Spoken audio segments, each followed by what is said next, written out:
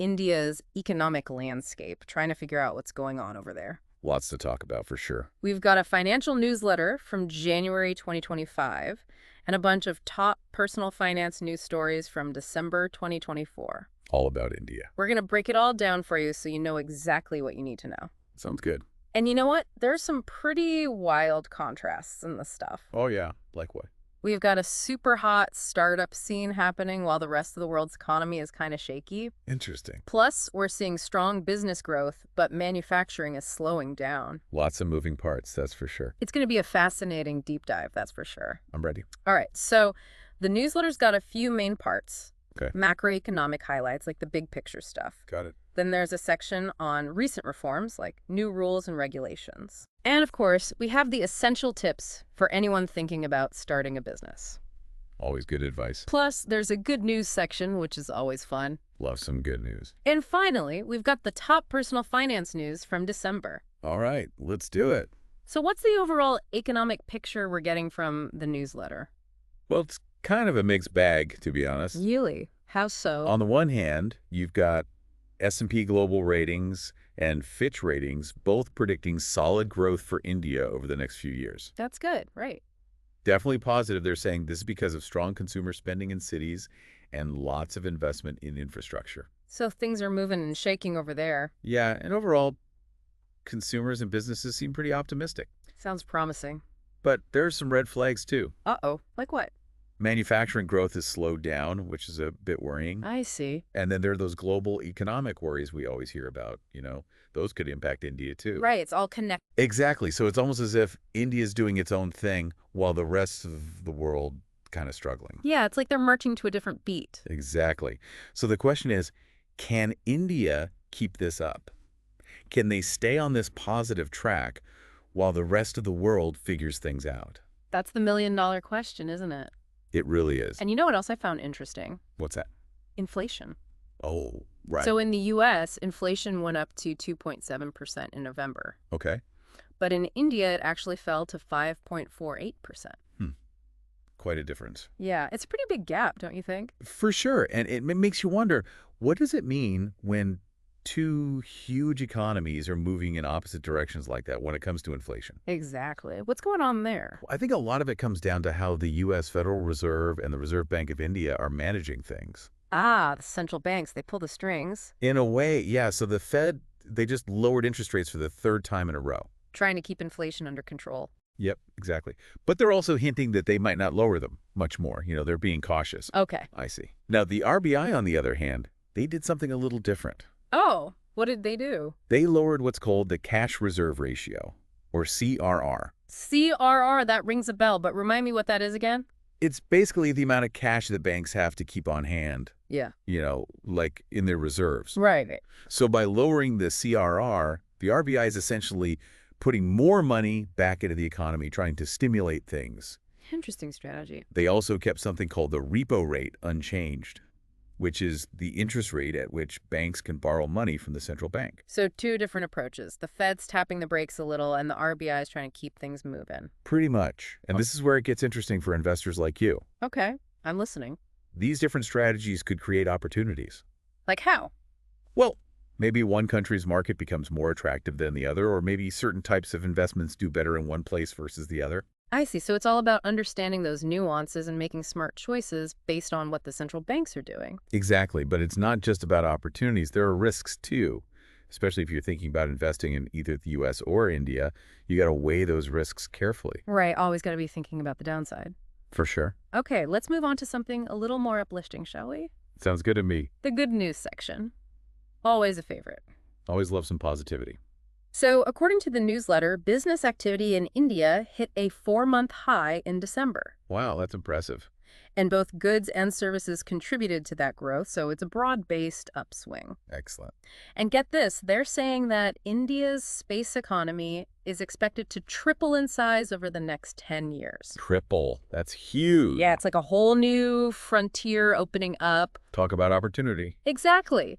And it's not just space. There's also a ton of excitement about the growth of e-commerce in the startup scene. Right. India's been a hotbed for startups lately. Especially in what they call Tier 2 and Tier 3 cities. What are those? Basically, smaller cities that are experiencing really rapid growth and development, kind of like up-and-coming places. I see. So lots of potential there. Imagine the possibilities for someone like you in a market like that. It's like a whole new world of opportunity. Definitely something to think about. So what do you think is driving all this positive momentum in India? Well, I think a few things are coming together, It's like a perfect storm of good stuff. Like what? Well, first of all, you've got strong domestic demand. People in India are spending money, and that fuels the economy. Makes sense. And then you've got some smart government initiatives, like opening up the space sector to private companies. Yeah, that's a game changer. It is. And then you've got the increasing digital adoption. More and more people in India are using smartphones and the internet, which opens up all sorts of opportunities. Yeah, it's like a digital revolution over there. Yep. Exactly. And then on top of all that, you've got this young population that's super entrepreneurial. They're hungry to start businesses and come up with new ideas. That's a powerful combination. It really is. But, we have to be realistic too. What do you mean? Well, we can't just get swept up in all the excitement. Right.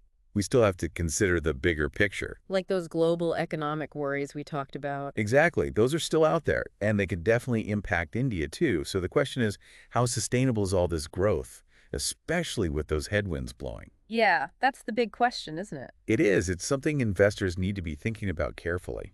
Okay, good point. So maybe let's shift gears a bit and talk about some practical advice for folks who are thinking about starting a business. Sounds good to me. The newsletter has a whole section on this, and I think it's really valuable stuff. Oh, yeah. What kind of advice? Well, they really stress the importance of keeping your business finances separate from your personal finances. That's crucial. Good organization is key. Absolutely. And they also recommend paying yourself a salary, even if it's small at first. Makes sense. Got to treat yourself like a real employee. Yep. And the other thing they emphasize is having an emergency fund, especially for startups, where things can be unpredictable. Yeah, you never know what's going to happen. Got to have a cushion. Exactly. So that advice really stood out to me. I think it's solid gold for anyone thinking about venturing out on their own. Yeah, it's good stuff, especially given the current economic climate we talked about earlier. Mhm. Starting a business when things are uncertain requires careful planning and a really smart approach to managing risk. Right. Got to be extra careful. For sure. And the newsletter even suggests shifting some investments towards things like fixed income assets and large cap equities. What are those again?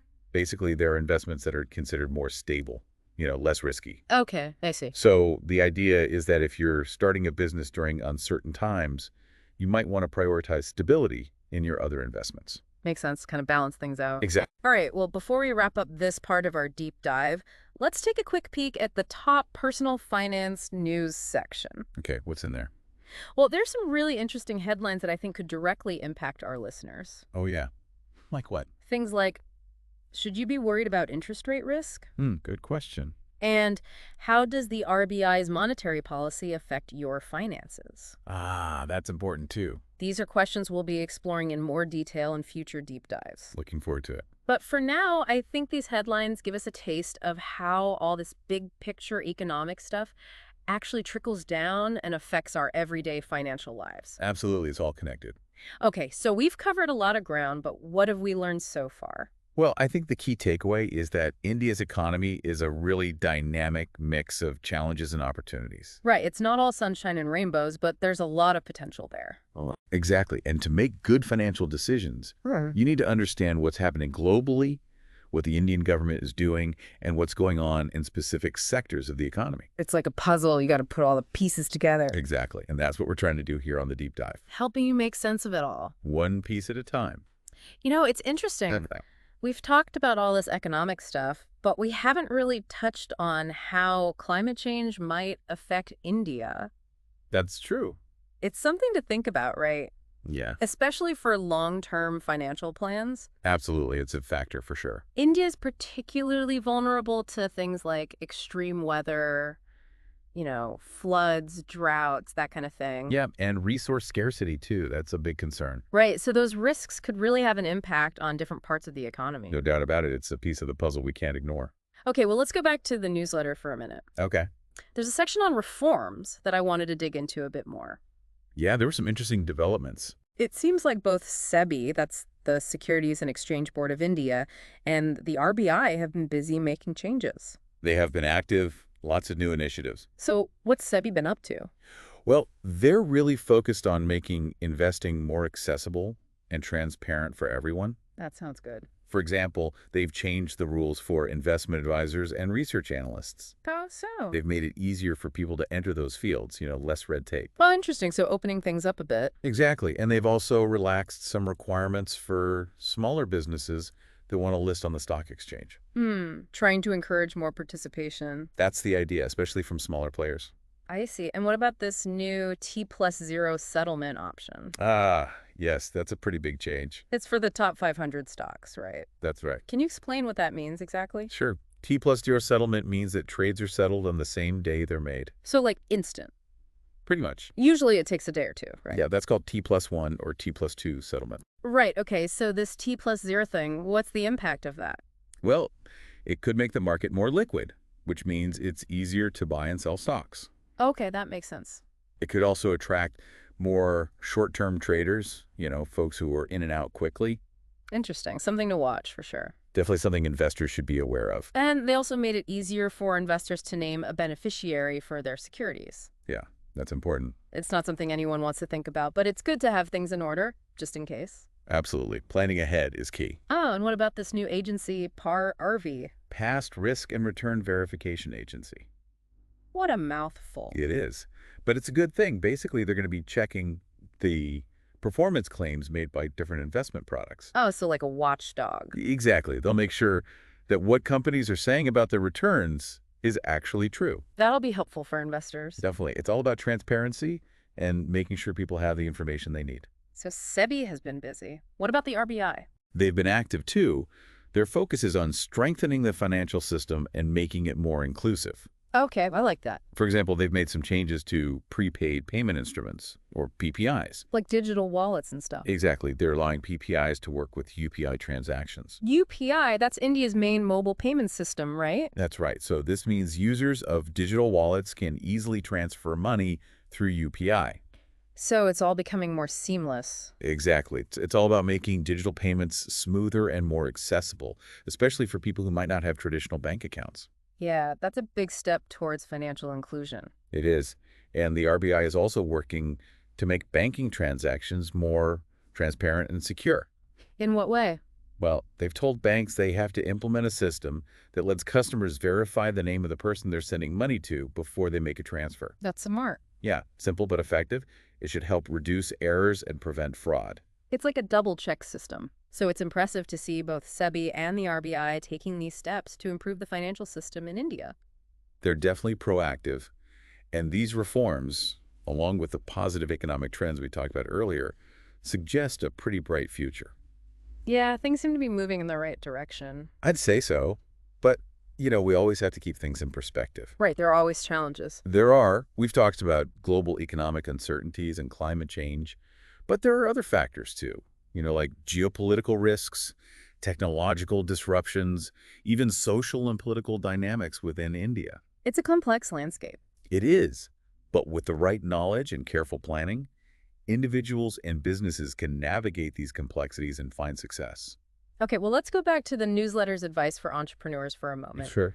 We talked about separate accounts, salaries, and emergency funds. The essentials. What other tips did they have?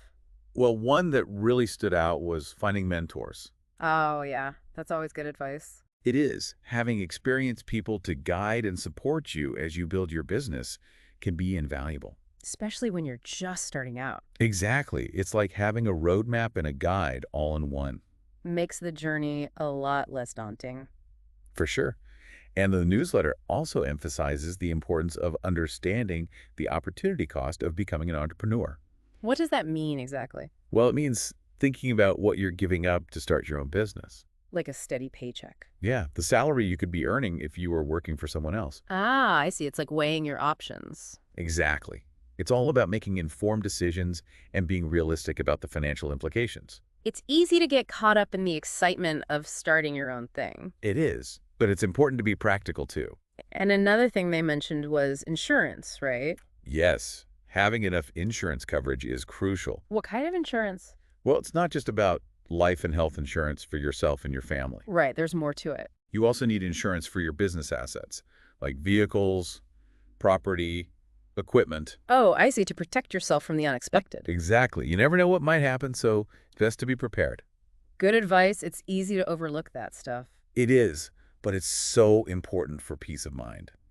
This newsletter really is packed with great advice for entrepreneurs. I agree. It's practical and insightful. It's clear that starting a business requires careful planning, a strong financial foundation, and a willingness to adapt to change. That's well said. Those are the key ingredients.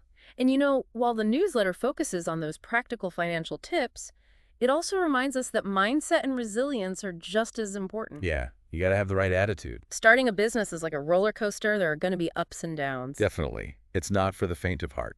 So being mentally prepared for those challenges and having a good support system can make all the difference. Couldn't agree more. It's all about having the right mindset, the right people around you.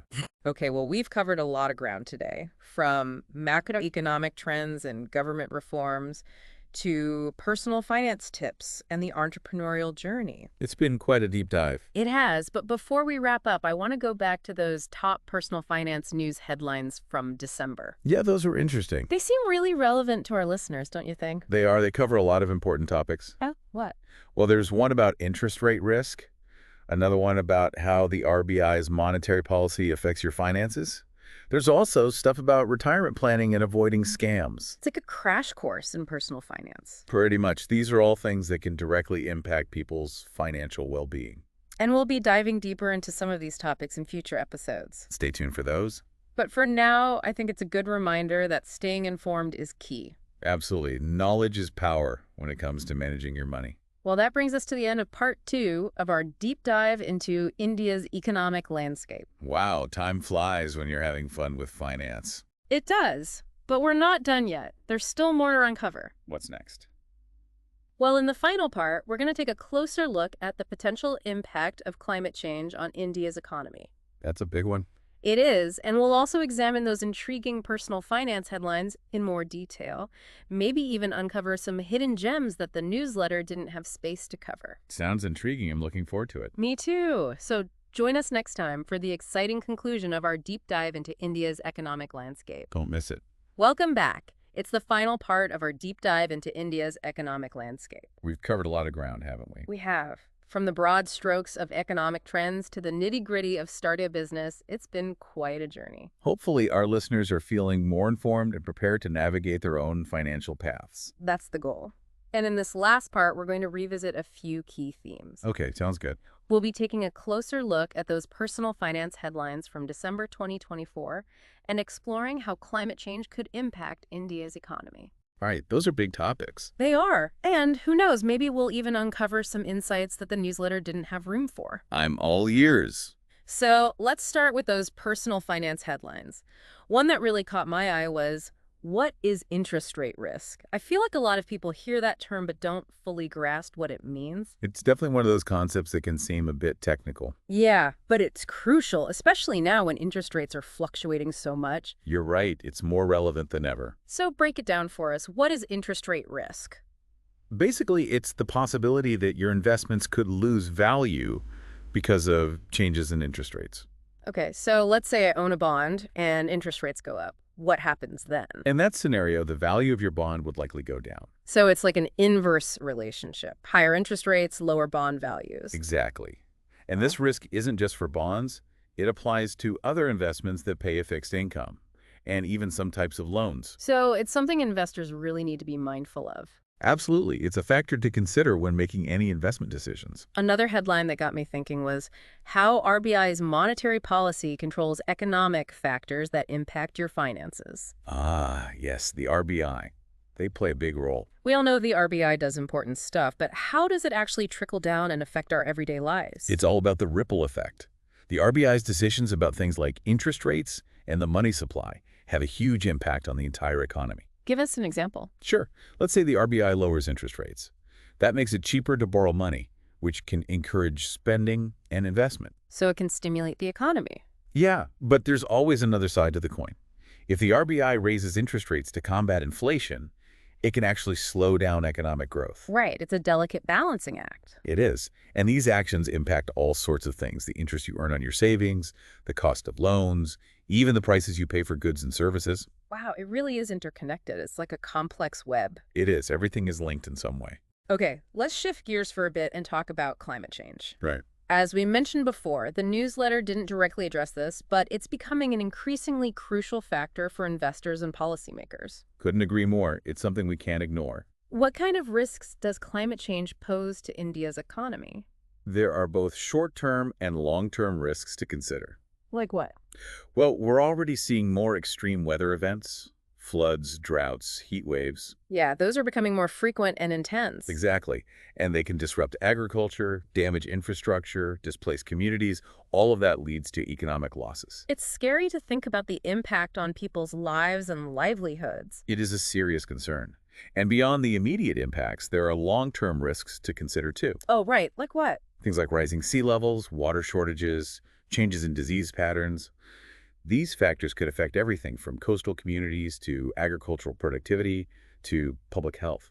So it's not just about the environment, it's about economic stability and human well-being, too. Exactly, it's all interconnected. But, challenges often present opportunities. That's a good way to look at it. What kind of opportunities are there? Well, India has the potential to become a global leader in areas like clean energy, climate-resilient infrastructure, and sustainable agriculture. So turning the problem into a solution. Precisely. Investing in these areas could not only mitigate climate risks, but also create new economic opportunities and jobs. It's inspiring to see that kind of forward thinking. It is.